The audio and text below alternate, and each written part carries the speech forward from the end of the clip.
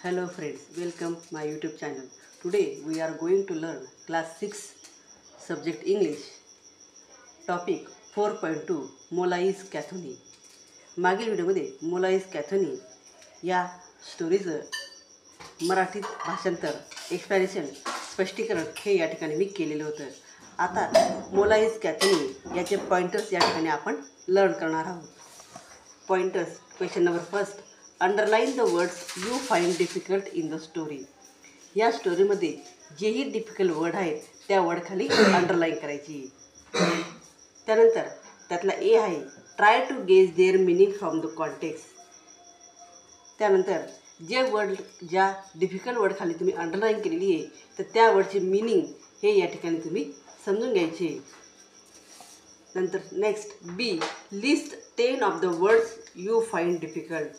या ठिकाणी लिस्ट बनवायची आहे 10 वर्ड्सची, 10 शब्दांची जे कशा आहेत डिफिकल्ट वर्ड्स, कठीण शब्दार्थ, त्यांची लिस्ट या ठिकाणी बनवायची. Look them up in a dictionary. आणि त्या शब्दांचे अर्थ हे डिक्शनरीमध्ये पाहायचे. Present the meaning in the classroom. आणि ती लिस्ट तयार झाल्यानंतर ती लिस्ट तुम्ही क्लासरूममध्ये सादर करायची. प्रत्येक विद्यार्थ्याने 10 शब्द हे या ठिकाणी लिहून आणायचे. त्यांचं प्रोनाऊन्सिएशन आणि मिनिंग, अर्थासहित हे वर्ड या ठिकाणी आपल्याला राईट डाऊन करायचे आणि 10 वर्डची लिस्ट या ठिकाणी तयार करायची. प्रत्येक विद्यार्थ्याने ही लिस्ट तयार करायची आणि वर्गामध्ये प्रेझेंट करायची, सादर करायची. Form of compare the list of difficult words and their meaning. List the words whose meaning are not clear to the group and ask for your teacher's help.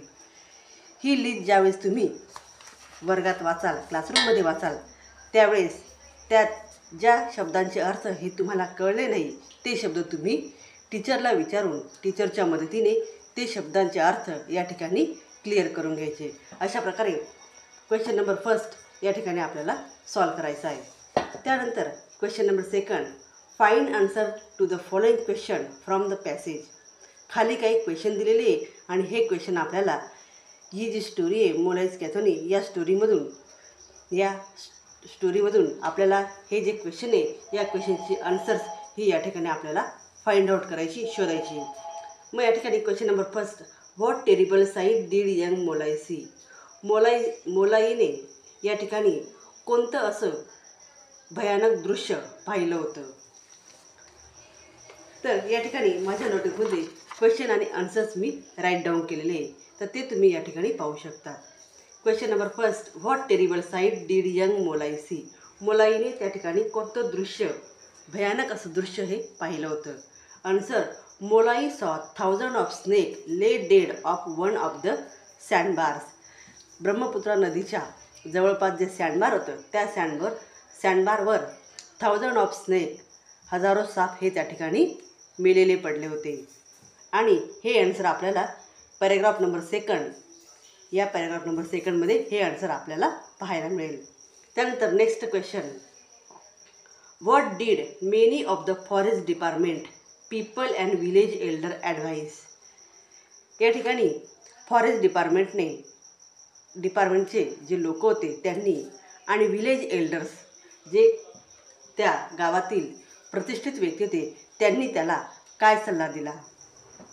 तर many of the forest department people and village elders advise him not to waste his time in growing trees. त्यांनी त्या मोलाईला सल्ला दिला होता की तू या ठिकाणी तुझा वेळ हा वाया घालू नको. इथं या जमिनीवर झाडं उगणार नाही आणि यासाठी तू प्रयत्न या ठिकाणी करू नको, असा ॲडवाईस त्या ठिकाणी त्या लोकांनी त्याला दिलेला होता. हे आन्सर आपल्याला पॅरेग्राफ नंबर 4 या ठिकाणी पाहायला मिळेल. Question number third, what trees did Molai plant at the beginning. मोलाईजने सुरुवातीला कोणत्या झाडांपासून सुरुवात ही केलेली होती. तर मोलाई प्लांटेड बांबूज. मोलाईने ते जे वाळूचं बेट होतं, सँडबार होतं, त्या सँडबारवर सर्वात सुरुवातीला बांबूज हे जे बांबूचं जे झाड असतं तर त्याचं रोप त्या ठिकाणी लावलं आणि तिथून पुढे वेगवेगळी झाडं त्या ठिकाणी तो लावू लागला. सुरुवात त्याने बांबू या झाडापासून केलेली होती. हे आन्सर आपल्याला पॅराग्राफ नंबर 4 या ठिकाणी पाहायला मिळेल. त्यानंतर question number 4. Apart from the sapling, what else did Molai carry to the island? मोलाईला त्या आयलँडसाठी कोणकोणत्या गोष्टींची गरज होती? तर Molai carry to the island, Molai त्या ठिकाणी ज्या गोष्टींची गरज होती तो त्या ठिकाणी त्या वाहून आणत असे. मग त्यात कोणकोणत्या गोष्टी होत्या? गुड सॉईल, चांगली माती, हीप ऑफ अँड्स, मुंग्यांचा ढीग किंवा मुंग्यांचं जे वारूळ असतं ते, and different type of grasses, आणि वेगवेगळ्या प्रकारची गवतं, या सर्व गोष्टी तो त्या आयलँडवर वाहून आणत असे. हे आन्सर आहे पॅराग्राफ नंबर 5 अँड 6 या पॅराग्राफमध्ये. त्यानंतर क्वेश्चन नंबर 5.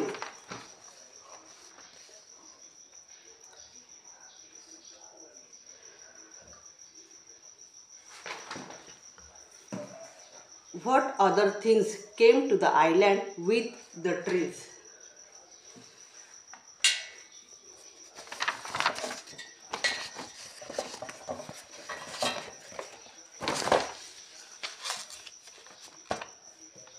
Question number 5.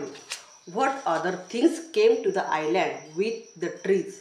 त्या ठिकाणी त्या आयलँडवर त्याने जे काही झाडं लावली होती तर ते कोणाकोणासाठी फायदेशीर होती. With the trees came along birds, insect, animal, many more seeds and different form of life to the island. या ठिकाणी ती झाडं लावल्यामुळे तिथं बरेचसे पक्षी हे येऊ लागले, इन्सेक्ट कीटकनाशक येऊ लागली, प्राणी येऊ लागली, आणि त्यांच्यामुळे हळूहळू त्याने वेगवेगळ्या प्रकारचे सीड्स, वेगवेगळ्या प्रकारचे बियाणे आणले आणि त्या ठिकाणी ते लावून वेगवेगळ्या प्रकारची झाडंही त्या ठिकाणी तयार केली. हे आन्सर आहे पॅराग्राफ नंबर 8 मध्ये. त्यानंतर next question. How much area does Molai Kathoni cover today? तर कॅथोनीने आजपर्यंत किती एरियामध्ये ते जंगल हे तयार केलेलं होतं? Today Molai Kathoni covers an area of nearly 100 acres. 1500 acre एरियामध्ये त्याने ते जंगल हे उभं केलेलं होतं. हे आन्सर आहे पॅराग्राफ नंबर 9. तर त्यानंतर question number 7. What do the elephant visit show? त्या जंगलामध्ये बरेचसे एलिफंट म्हणजे हत्ती हे त्या ठिकाणी येत होते. मग ते कशासाठी येत होते? The elephant visit show that the whole forest is in a very good condition. त्या ठिकाणी आल्यानंतर त्या एलिफंटने पाहिलं की हे जे जंगल आहे तर या जंगलाची कंडिशन कशी आहे? गुड आहे, खूप छान आहे, म्हणून एलिफंट त्या ठिकाणी पुन्हा पुन्हा येऊ लागले. हे आन्सर आहे पॅराग्राफ नंबर 9. अशा प्रकारे 7 क्वेश्चनपर्यंत क्वेश्चन आणि आन्सर्स हे या ठिकाणी मी राईट डाऊन केलेले. नेक्स्ट क्वेश्चन आपण नेक्स्ट व्हिडिओमध्ये पाहूया. तर विद्यार्थ्यांनो, व्हिडिओ आवडल्यास व्हिडिओला लाईक करा, शेअर करा आणि चॅनलला सबस्क्राईब करा. थँक्यू.